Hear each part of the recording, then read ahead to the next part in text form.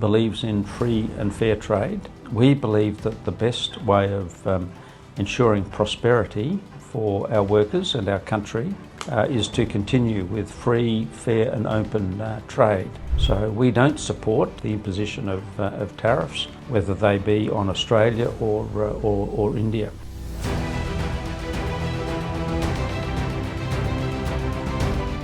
Since coming to this job just over 3 years ago, I have established a very good relationship with the Indian Trade Minister, Piyush Goyal. We talk regularly and we meet on many occasions around the world, and I consider him a friend. In fact, on his last visit to Australia, he came and visited my vineyard in the Clare Valley in South Australia. We continue to build strong relationships with the Indian government and the Indian people.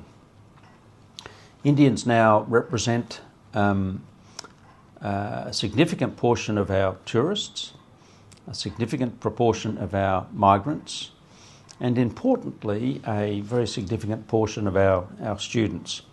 And we continue to build a very strong relationship with the Indian community. Under the leadership of the Albanese government, we put through our first trade agreement with India in the last parliament. That's already showing very, very significant increases in two-way trade between our countries. But we can do more, and it's my objective in this term of the government to increase the trade between our two countries and to build those strong community relationships. And that's certainly the message I give to Minister Goyal, and it's certainly the message that we'll continue to give as we negotiate an extension of our trade agreement. Just want to understand, thank you for your opening speech. I know the CECA is not being able to cross the finishing line because India wants access in critical minerals and investment through the Australian super funds. And Australia wants access in the wines market and also on the dairy products. Can you give us an update on what's happening on that? Look, we had a full week of negotiation last week. We sent our top negotiator to New Delhi, Ravi, and I think we had a productive week of discussions. I had two Zoom calls with Minister Goyal, and we've been trying to talk again this week. I'm confident that the goodwill between ourselves and India, plus the current international circumstances where those countries that believe in free and fair trade need to expand their relationship, will result in another further extension of our agreement with India. So I'm very confident that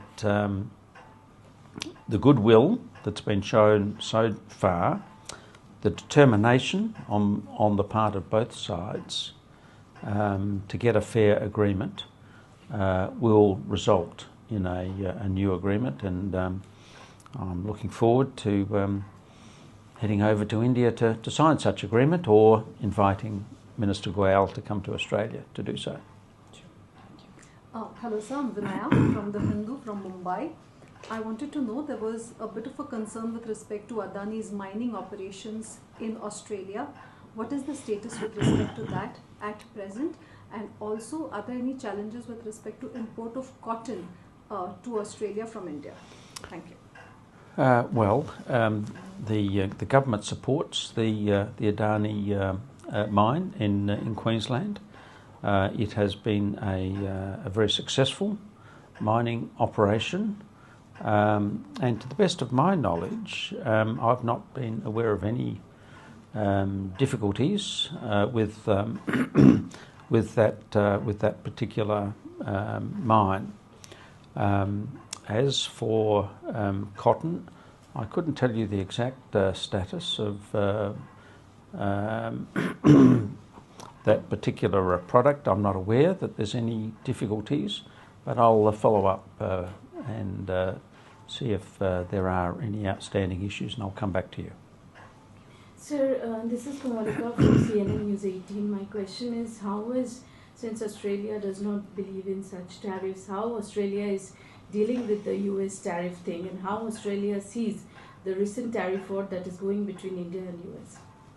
Yeah, look, we're a country that believes in free and fair trade. We believe that the best way of ensuring prosperity for our workers and our country is to continue with free, fair and open trade. So we don't support the imposition of tariffs, whether they be on Australia or India. Obviously, your relationship with the United States is something for you to work through. But only this week I've met with officials of the United States government to make it clear that our view that the 10% tariff that they've imposed on Australia is not the right way to go, and that we will continue to push our argument that the American government should remove those tariffs. Hi sir, Siddhant from Beyond. We saw the US President Donald Trump terming Indian economy as a dead economy. What's your sense? How do you see the Indian economy, the future of the Indian economy, and the investments that the Australians will be keen to do in India? Look, Australia is keen to increase our investment in India. Like Australia, India is a thriving democracy, and we want to work with countries like India to boost our two-way trade and to boost our investment. When I first came into the job, I led a very high-level delegation of Australian business people to India to try and expand our trading relationship. We're continuing to do that. We see great opportunities in India. You're now the world's largest country by population, thanks to the policies of the current government. Living standards are very quickly improving, and my understanding is that by 2030 you'll have something in the vicinity of 900 million people in the middle class. What we know from all of our experience around the region is that as people's living standards increase, then of course their demand for high quality food and wine also increases, and we see fantastic opportunities for Australia, which has got a wonderful clean and green image in terms of its agricultural products, to provide much of the food and wine into India. But we do a two-way investment, so it's not just us providing food investment into India. We want to see more investment from Indian companies. Australia is often described as the lucky country, and in terms of the minerals, critical minerals and rare earths that are going to be needed to make the transition to net zero, then Australia is lucky again. We have the world's largest or second largest reserves of all of those critical minerals and rare earths. We want to share our good luck with the people of India. We want to meet your ambitions for net zero as well as our own. So we want to improve the supply chain between Australia and India so that you can be beneficiaries of this wonderful good luck that Australia has. Good morning, Minister. I'm Umashankar Singh, independent journalist. My question to you is that India withdrew from RCEP in 2019, and that shows the India's concern about trade deficit with Australia. Though both countries have signed ECTA in 2022, India trade deficit concern remains. And how Australia can assure India for a level playing field, especially when CECA is still under negotiation for a year. So if you can tell us any deadline about that. I'm always reluctant to set deadlines for trade agreements because they always take a little bit longer than you expect them to. What gives me great comfort is the determination of the Indian government and particularly Minister Goyal to reach a fresh agreement. So I'm confident that the relationship that we've built up with the Indian government and the need to demonstrate to the rest of the world that protectionism is not the way to improve the prosperity of your populations. It's free and fair trade that will get you to that point.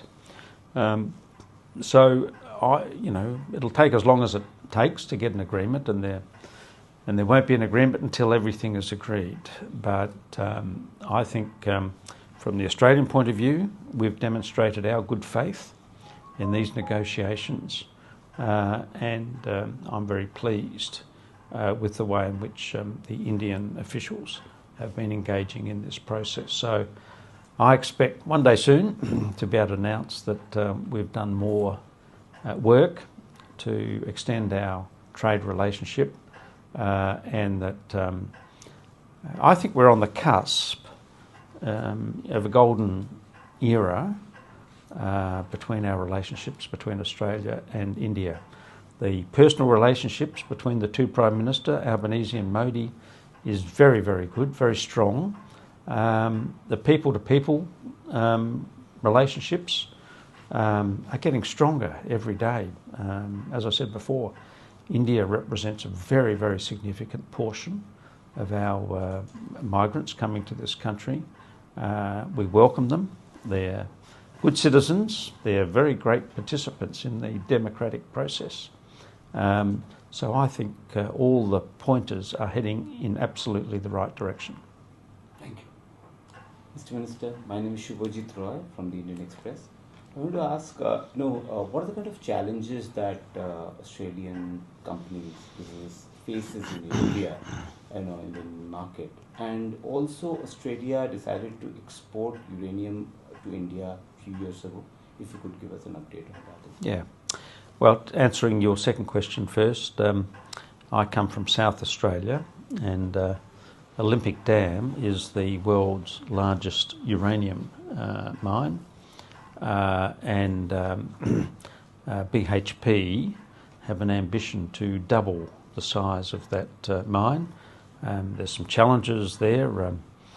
South Australia is a very dry state, and we've been in drought for more than 18 months, although pleasingly looks like we're going to get about 40 mils of rain tomorrow, so that's a bit of good news. So yes, we have the opportunity to continue to supply uranium to those countries that meet all the relevant international obligations. What was your first question? What are the kind of challenges? Oh, the challenges, yeah. All right. Any examples, if you mind sharing? Look, I think the biggest challenge that Australian companies face when they go into India is that, like in Australia, you've got a federal structure and you can reach agreements as to how the federal structure might work. But then you have states, and the states have additional rules and regulations which you have to comply with. I think, from our point of view, and Hugh's just come back from Kolkata, where he's been working on ensuring Australian companies understand all of the rules that apply and can work through the system. You've got to be a bit persistent, I think. From an Australian company point of view, what I would say to them is you've got to be persistent. You can get advice about what the challenges are, but you're going to have to devote some resources into getting your foot in the door. Indians are tough negotiators, in my experience.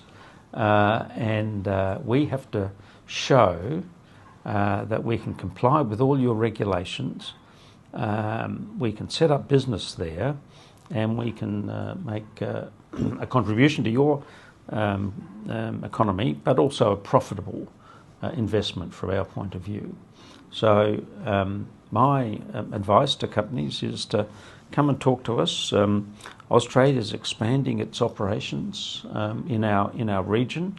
We want to do more business. We want to diversify. We've discovered that if you put all your eggs in the one basket, then you can suffer damage if circumstances change. We see India as a wonderful opportunity. We've got all these links, particularly even in cricket. Every time I talk to Piyush Goyal, he's always talking about some recent victory the Indians have had on the cricket field. So look, there's so many ways in which we feel connected to the Indian community. But look, there are potential issues that we've got to navigate. But again, I say with goodwill, I think we can do that.